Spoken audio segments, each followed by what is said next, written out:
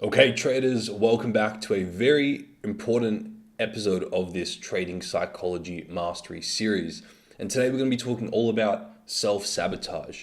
And there have been many instances when I'm working with traders and they seem to do quite well for a period of time, and then they self-sabotage, they give it all back, or they seem to have all the proper processes, their trading edge, and all that type of stuff in place, but they self-sabotage, they stay in their own way, and they stop themselves from achieving the goals that they would love to achieve. So I want to shed some light on self-sabotage, show you what it actually is and how you can resolve it in your trading so that you can start building consistent profitability and get consistently paid by the markets. Now, if you enjoy this video, make sure you share it with your trading community. And if you haven't already, make sure you check out the Trading Psychology Archetype Quiz. That's going to share with you what of the 4 trading mindsets you have, as well as give you a tailored game plan to get from where you are to getting consistently paid by the markets. Okay, now in terms of self-sabotage, firstly, I want to come off and say that there's no such thing as self-sabotage as people or as traders tend to think.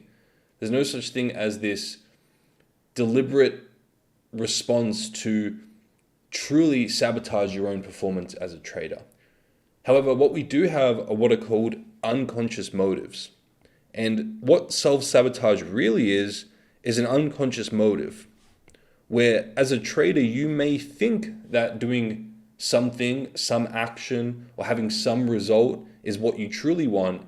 But when we look deep down at your actions and the true benefit you get from making those certain actions relative to what your true priorities are right now, then that desire or that wish or that goal that you think you want to have may not truly align with that.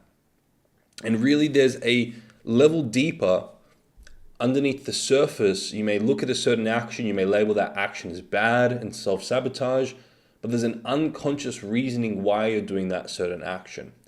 So, and I'm gonna give you some examples here. What we need to identify are what are called these unconscious motives.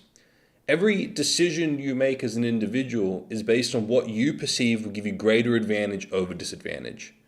So every decision and every action you make is going to be based on, in that moment, what you perceive will give you greater advantage over disadvantage in that moment. So if you make a certain action that you're later labeling self-sabotage, in that moment, there must have been more advantage than disadvantage to doing it. Otherwise, you wouldn't have done it. And right now, those benefits are unconscious,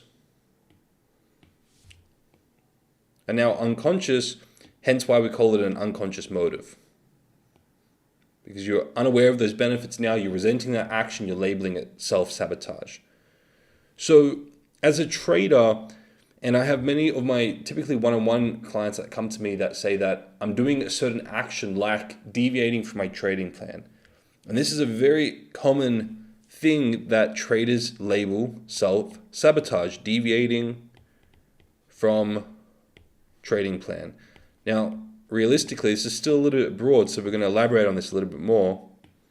But this is a very common thing that traders say. I'm self-sabotaging, I've got my trading plan, I've got my edge, but I'm just not sticking to it.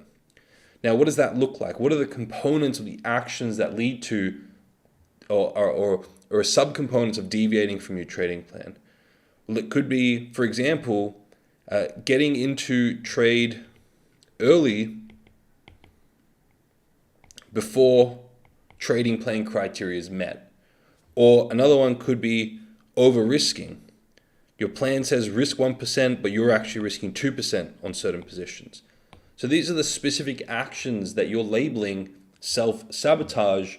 But truthfully, if you isolate them and identify the specific action you're doing, that's the first thing. We're going to isolate the individual actions.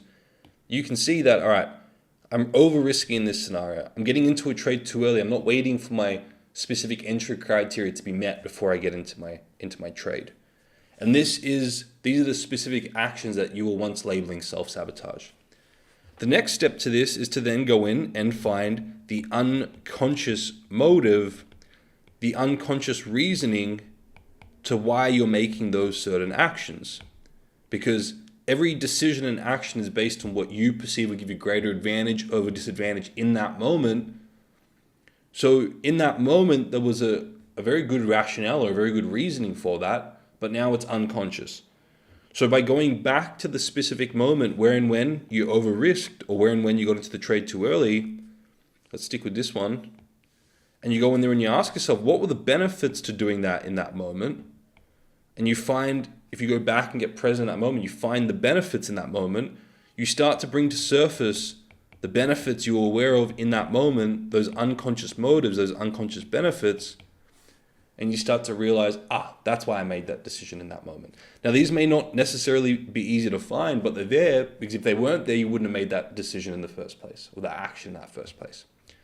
So for example, let's say you go and do that exercise, and one of the benefits you find for over risking in that moment is that in your mind, there is a greater potential to make back profits that you'd lost previously. So in your mind, one of the benefits is a greater potential to make back previous profits and alleviate anxiety of being in drawdown. So there's a potential to alleviate the anxiety of being in the drawdown.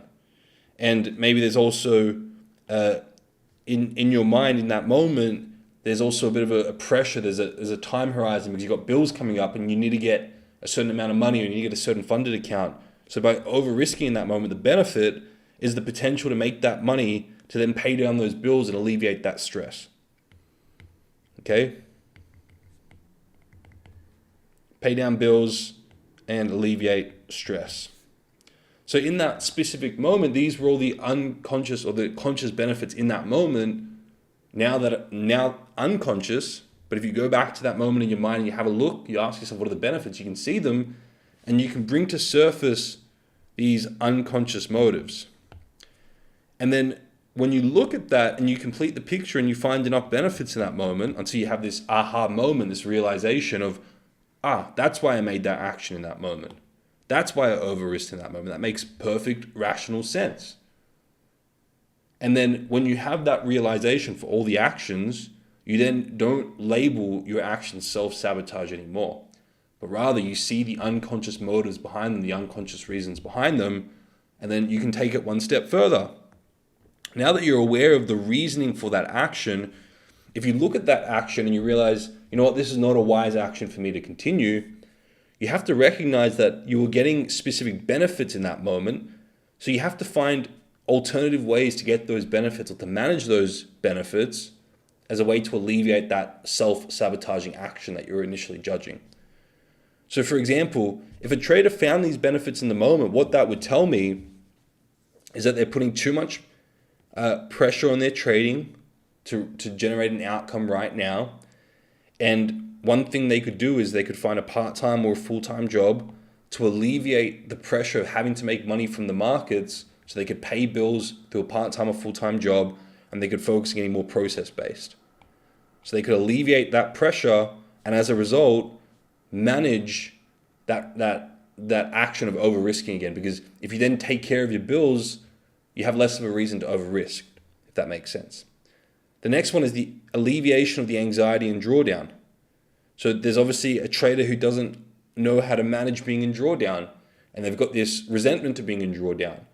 And then there are mindset exercises that you can do to shift your perspective to being in drawdown, and see how it serves you, and see the accountability behind it, and find the benefits of having that accountability and that pressure. Does that make you stick to higher quality setups in your trading plan? Does that make you more attentive? Does that make you have a greater discipline to showing up and doing your forecasting and your testing and all that type of stuff? So you can start to alleviate some of that anxiety of being in drawdown. And the last one here is greater potential to make back previous profits. So again, there's this resentment to losing, there's this desire, this need to have to make money now in outcome-based thinking. And by having a full-time or part-time job put in there, and then doing some mindset exercises to manage losing and to manage winning, and to neutralize the resentment to losing, neutralize the resentment to the infatuation with winning, you can start to manage those unconscious motives in that moment. And then if you complete that picture and you do all those things, then you'll realize that in that moment, I don't have a need or a desire to over risk. I don't have to do this self-sabotaging behavior that I was previously labeling it. Okay. Now this is something I talk about extensively in the 12-week program, and obviously there's a high level of coaching in the 12-week program, as well as the tools to ensure you're getting the proper answers, you're getting the right answers, and you have my guidance to be able to find these particular answers, because it can be quite a difficult exercise to do. What I wanted to do in this episode is shed light on self-sabotage. Really, there's no such thing as self-sabotage. They're just unconscious motives. And when you go in there and you find the unconscious reasoning in that moment, you start to have these aha moments. You start to see the reason why behind your actions.